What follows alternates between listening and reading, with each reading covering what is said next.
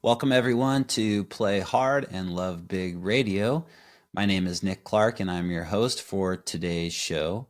Play Hard and Love Big Radio is the official podcast of Spotted Dog Yoga and Sup Shop, based out of Folsom, California, and available everywhere via our amazing virtual programs. The purpose of Play Hard and Love Big Radio is to help inspire you to be the very best version of yourself. And we do that by sharing experiences. I'll share my experiences. We have amazing guests like today that'll share their experiences. And our hope is that by sharing our experiences and our stories, that you get something that you can take with you in your life so that you can go out and you can play hard and you can love big, doing the things that you love the most with the people you love the most and the pets that you love the most. Today, we are so lucky to have a good friend of mine on the show. Aaron Donaghue is joining us today. Aaron has just most recently come into my life as he did our yoga training program at this studio just in the last year, and now has become one of our really great teachers and community members. Welcome to the show, Aaron. Thanks, Nick. It's a pleasure to be here. It is awesome. And where are you right now? I am in the studio right now. Just finished teaching a class, and I'm ready to talk and just have a good time. So good, my friend. Yeah, the studio is so bright. It's a really neat background for you there. Today's topic is something that I believe you're really great at, which is connecting with people. And I believe that connecting with people is something that is somewhat learned, but it also can be something that is just natural for some people. But for some people, it's not so natural. For you, Aaron, I feel like, at least in my understanding of who you are and being around you, that it comes off pretty naturally. But would you say that connecting with people is something that's been a natural thing for you your entire life, or has it been something that's been more learned? Definitely not natural. I just remember when I was starting to work a lot in customer service. Most of the job is just trying to connect with the people that I was servicing. And I found that I just was honestly horrible at it. Like I couldn't hold conversations and I just couldn't make those connections that I saw my other coworkers making. And I just took it upon myself to learn from others and like learn from my studies and just kind of take that forward and experiment, have fun with it. I know it wasn't all going to look good, but it just turned into a big journey. And now I'm kind of at the point to where I feel really comfortable talking to people who walk in the door, and whether it's someone that I don't know that I'm going to be teaching in 30 minutes, I always try and introduce myself and just at least make some sort of connection before I end up teaching, or if it's someone I run into the street that I share like a commonality with. It's just trying to make everyone's day, like spread the positivity and just be good to others. You are really like that. You are I feel like great at spreading the positivity.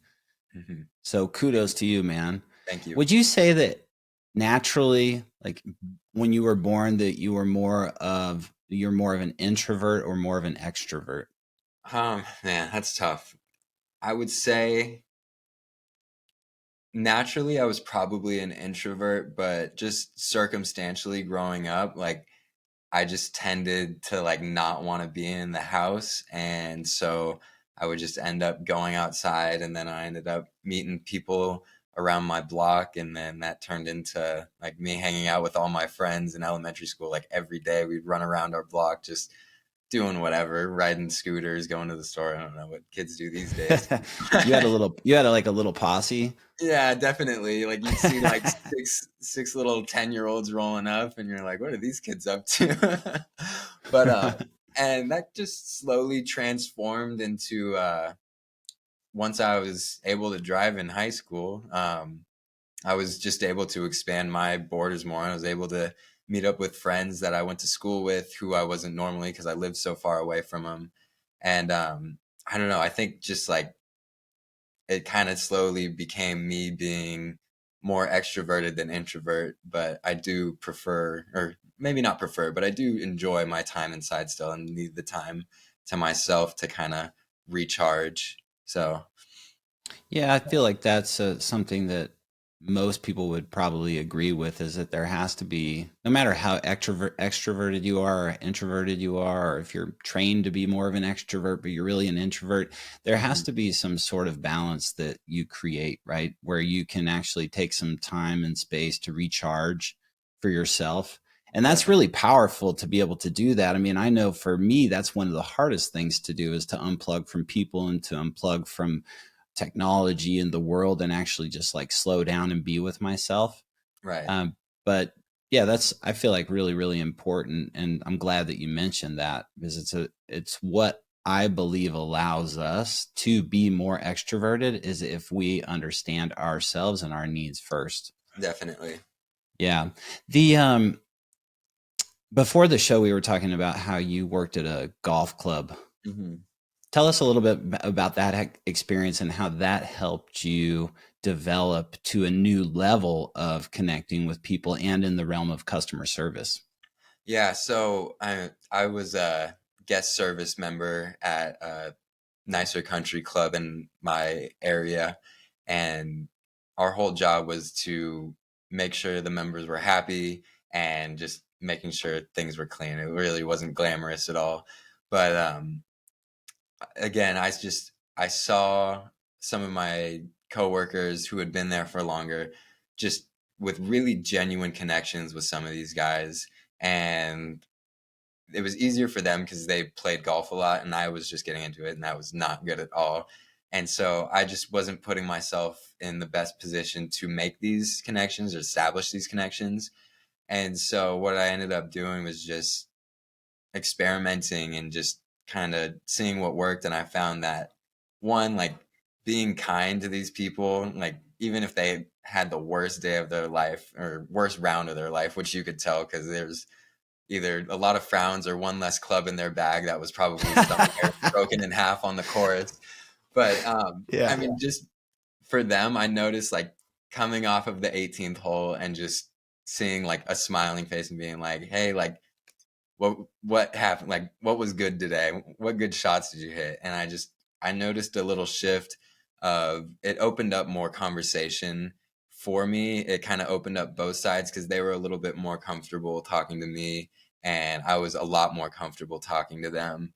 And then the second thing that I noticed, that these are two things that I hold to this day, is just finding what they're passionate about. And obviously golf, again, it's like, of course they're passionate about it, but like trying to find that a bit deeper. Like, what do they do for work? What is their family life like? Do they have any kids? And just checking in and finding out, like, what, like, truly what are you passionate about. And there was one member who, like, I still, when I see him to this day, we always talk for like 10-15 minutes. um, he had a son that played baseball, and I would always ask him about how his son's doing, where his son's going to college, all that stuff, just checking in. And it's like, yeah, you can say, was it genuine, was it not? I, like, personally, I think it was. It's like being invested in other people, even though you might not even see them after I'm done working at that country club or after any particular interaction. And from those experiences, I've just been able to take them forward and just kind of be able to talk to people better and find out what they're passionate about. And it usually just leads to a greater connection from my experience. What I hear you say, to summarize it for myself and for our viewers, Right. two main points that I think that I heard you say, is that you ask questions. Hmm. That's one thing that you do. And then the even more important aspect of asking questions to find out what someone's passion is and whatnot, is that you're actually listening to their answers. Right. Yeah. So what role does listening have in you building relationships for long-term I mean, connection? just like a recent example that kind of, like, it just hit me in the face. I was like, oh wow, like, this stuff does matter. Mm. Someone was in at the studio and I hadn't seen him in like 2 or 3 weeks, But last time I saw them, I had heard them talking about how they had like a wedding and finals coming up. And I saw them and I was like, oh, what's going on? I was like, how was the wedding? Like, how would your speech go? Like all this stuff. And just like seeing them open up, like you see it in their body language. It's just more of like a down, and then they open up and they're like, oh wow, like I really actually want to talk to you about this. And I love seeing people talk about what they're passionate about, and it just like makes me want to listen even more and just like hear what they have to say, because I mean, I think everyone is just so interesting and I can learn from everyone. So I just have to find the thing that I need to learn from them.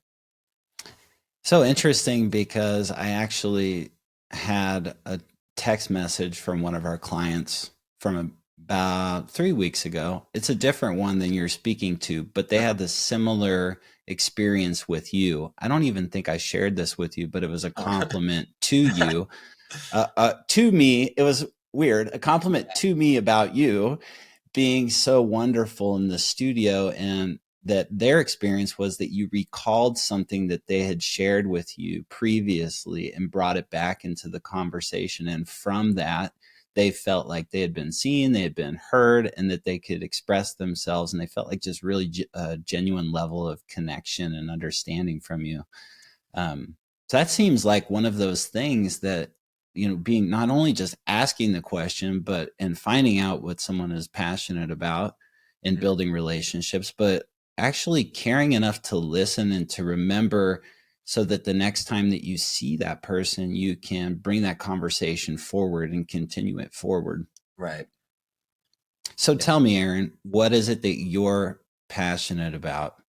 I know you're passionate about figuring out and listening to and learning from people about what they're passionate about, but what are you passionate about? Gosh, I mean, isn't that like the biggest question that I've been trying to figure out? I don't know. I just like I'm passionate about the people in my life. I'm passionate about like spreading positivity, but like on like the I guess more physical levels of it. Like I'm passionate about basketball. I love the king. Like, and even more, I just like watching good basketball. I love art.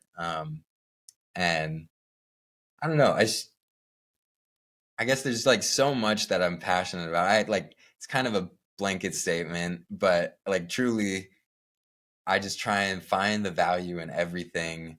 And more often than not, I find that like I'm happier when I'm more receptive to what's going on, and I'm like happier when I'm able to be passionate about so much and just try and like see the goodness in everything that I see other people seeing. um but I would probably say the main ones are just like the people in my life, and just making sure, or I guess just being in like positive environments, which is, I don't know, it's kind of weird to say, I think, but I think everyone wants that, but Totally, man. Well, I think for like in general, a blanket statement that I get from you, and one of the main reasons that I love being around you, man, is that you have just a passion for life, and the fact that you can't really pinpoint one specific thing that like you're just passionate about, but in a general way, you're passionate about people and getting to understand people and getting present and being with every experience as a learning experience, says to me that you have this deep passion for living. Mhm. And, I think that everyone has the possibility of having a passion for life and for living, but life can get in the way.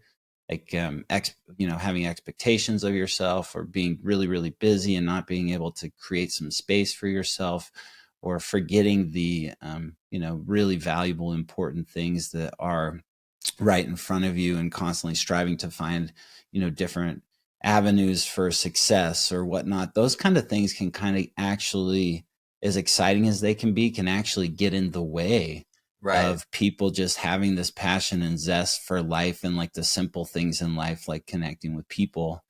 And, when we started Spotted Dog Yoga, Katie and I, we fell in love through the practice of yoga, and then we fell in love even more from adopting our dog Bandit. And we thought, well, wow, when we bring this to the world in our own unique way, when we bring spotted dog yoga to the world in our own unique way, what is it that we want to share with people? What is it that we want to teach people and lead people into understanding? And that's where we came up with Play Hard and Love Big. It's because that's what Bandit began to teach Katie and I, is the importance of playing really, really hard. And if you play really, really hard, with him, for Bandit, for example, you play really hard with him, you throw the ball for him, you play frisbee with him, you take him on walks, you do those kind of things. Like, he comes home, he lays down, he kicks it, he's happy, it's all good, he loves, he licks your face, right? But Yeah. if he goes like 3 or 4 days or a full week or something like that, and you don't play with him, you don't take him out, you don't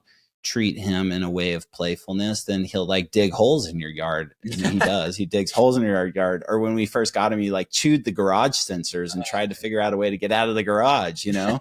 So there's this there's this element of playing hard, which I believe that you encompass in what it is that you're sharing. And by doing that, it allows you to really love big people or experiences. And what I want to just leave the listeners with as we wrap this show up, a couple things. Number one, what would you say are some tips for people or some practices for people to take with them into their everyday life so that they can build deeper, more meaningful relationships? Most importantly for me, I found that setting a routine, kind of circling back to what we were saying about recharging ourselves, setting a routine and sticking to it, like almost religiously, like every single day, and making sure that you're taking care of yourself before you go out and try and take care of others, I guess. And for me, that's journaling, meditating, making sure that I'm practicing yoga, and just trying to stay away from like screens, like phones late at night, getting enough sleep.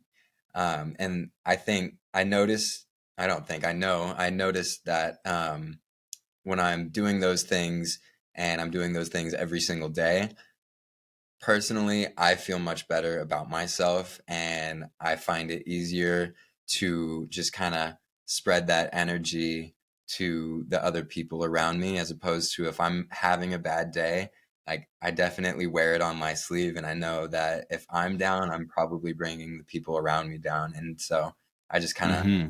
have found a new value in taking care of myself so that I can in turn be there for others when they need me to be. Man, that's so important. I'm so glad that you said that. Yeah, and I've found too that I have to make decisions, like small decisions and big life decisions, based off of whether or not I'm giving myself the time to be in a routine and take care of myself. Hmm. If I, because in my life, for example, if I'm not taking care of myself and staying up late, then I wake up at 6:30 with my kids, and I'm grumpy with my kids who are elated to be up, you Yeah. know? And I miss the opportunity to be with them and to experience them at the fullest. And I know that that would be the same with anyone that I run into. I'm sure Katie's not the happiest with me when I only get 4 hours of sleep and I've been looking at the computer screen till 2 in the morning. So, um, so good. Thanks, man. That's a good reminder. I'm going to get on a routine here, and I'm going to get better and healthier and enjoy my life and the people in my life even more. And it's coming straight from this conversation. Okay. So one last thing, and then we're going to wrap it up, man. What does it mean to you to play hard and to love big, Aaron Donaghue? Gosh, do the things that you want to do, love the way that you want to, and don't don't be afraid about how it looks in the moment, because there's always going to be another one.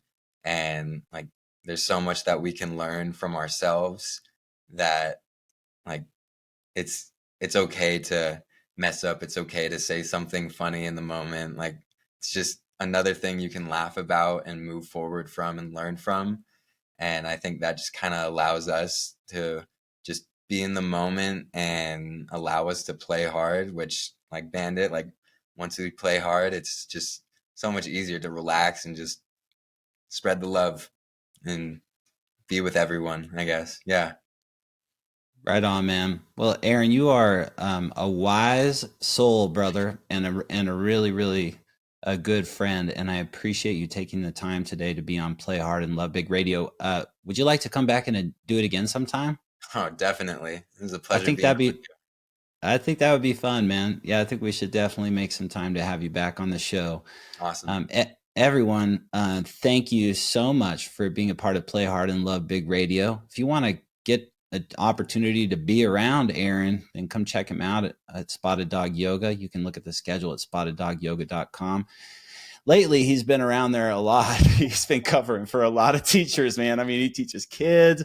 You've even probably, have you taught a prenatal class, Aaron? Not yet, but almost. I think you probably have a list and he's learning to teach prenatal. I mean, you're a jack of all trades. So look at the schedule, get in and see Aaron. You'll be pumped that you got to know this guy, as I am pumped. And, as far as Spotted Dog Yoga is concerned, a couple really big things happening. We have our stand-up paddleboard summer adventure series. It starts in just a few weeks. And we have the opportunity now, you have the opportunity now to BYOB, which means bring your own board. So if you are a paddleboard enthusiast and you have your own board, you can bring it and we'll set you up with a discounted price because it makes it easier on us. If you don't, you can rent our products, our paddleboards and whatnot, and take them out with us too. But you can check out the schedule at Spotted Dog for that. And then one final plug for Awaken Yoga Training, which starts on July 13th at Spotted Dog Yoga. And it is an amazing way to just continue to learn the skills and the tools to play hard and love big. All right, that's it for the show. Everyone have a great rest of your day. Namaste. See you, Aaron. See you later, Nick. Bye. Peace, my man.